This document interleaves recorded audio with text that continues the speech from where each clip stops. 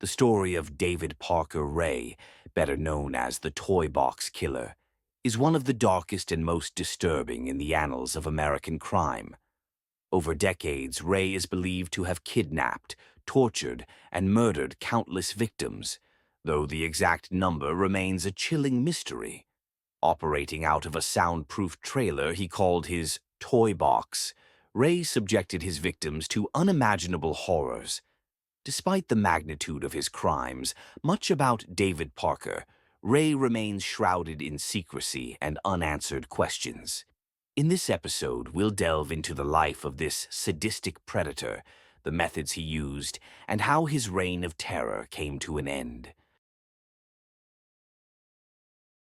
David Parker Ray was born on November 6, 1939, in Belen, New Mexico.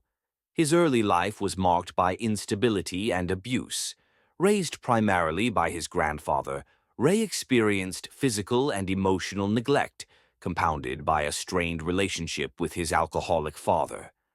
As a teenager, Ray developed an obsession with sadomasochistic pornography, which would later fuel his violent fantasies.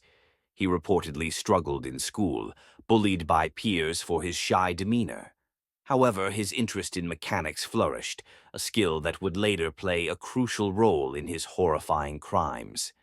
Ray's adult life seemed relatively unremarkable on the surface.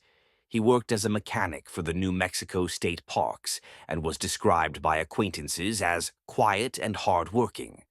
But beneath the facade lay a deeply disturbed individual who harbored sadistic desires and meticulously planned how to bring them to life. The centerpiece of David Parker Ray's sadistic operation was a soundproofed trailer he referred to as his toy box. Located on his property in Elephant Butte, New Mexico, the trailer was a torture chamber outfitted with restraints, surgical tools, whips, chains, and a gynecological chair. Ray had invested over $100,000 in modifying the space to suit his horrific purposes.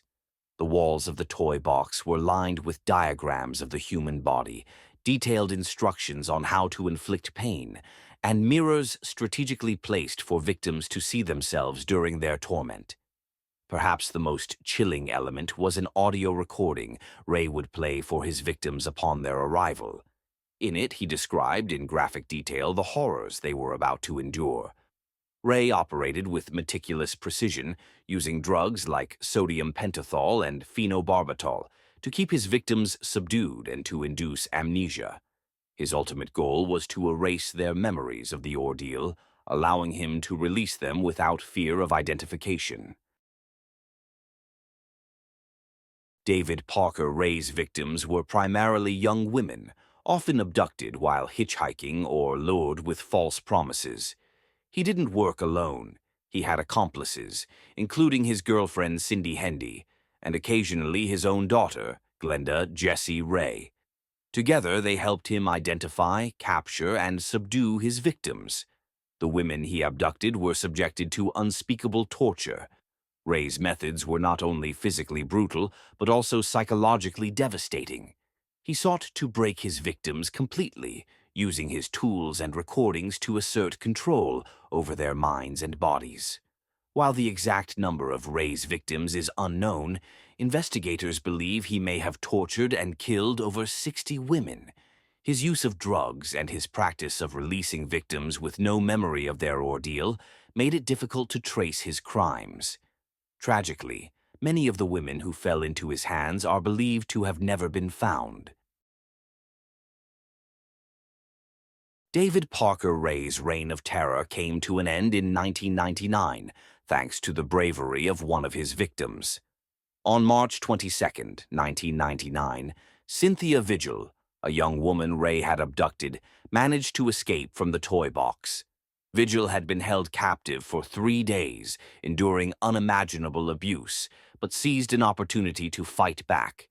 Using a set of keys left unattended, she unlocked her restraints and fled the trailer, naked and covered in bruises. Vigil ran to a nearby mobile home where she called the police. Her escape set off a chain of events that would finally expose David Parker Ray's atrocities. When authorities searched the toy box, they were horrified by what they found. The evidence included torture devices, diaries detailing his crimes, and videotapes of his victims. The discovery painted a chilling picture of a methodical predator who had spent years perfecting his sadistic craft. David Parker Ray was arrested along with his accomplices, Cindy Hendy and his daughter, Jessie Ray. The trial that followed revealed the full extent of his depravity. Multiple survivors came forward, recounting their harrowing experiences in the toy box. In 2001, Ray was sentenced to 224 years in prison after being convicted of numerous charges, including kidnapping and sexual assault. However, he never fully served his sentence. In 2002, just a year into his imprisonment, Ray died of a heart attack. While Ray's death marked the end of his physical presence, the scars he left on his victims and their families endure. Many of his victims remain unidentified, and their families continue to seek closure. The toy box itself became a grim symbol of the horrors humans are capable of inflicting on one another. The toy box killer remains one of the most disturbing figures in true crime history. His meticulous planning, the complicity of his accomplices, and the sheer cruelty of his crimes shocked even the most seasoned investigators. Ray's case highlighted the vulnerability of women, particularly those living on the margins of society, and the importance of law enforcement vigilance. It also underscored the resilience of survivors like Cynthia Vigil, whose courage brought an end to his reign of terror. Forensic experts and psychologists continue to study Ray's case, seeking to understand the mind of a predator who operated undetected for so long. His crimes serve as a stark reminder of the importance of recognizing and addressing the warning signs of abuse and exploitation. David Parker Ray's crimes were not just acts of violence. They were an assault on the very fabric of human decency. The lives he destroyed cannot be restored, but their stories must never be forgotten. The toy box killer's legacy is a dark one, but it serves as a reminder of the importance of vigilance, empathy, and justice. As we reflect on his crimes, we honor the strength of the survivors and the memory of those who did not escape.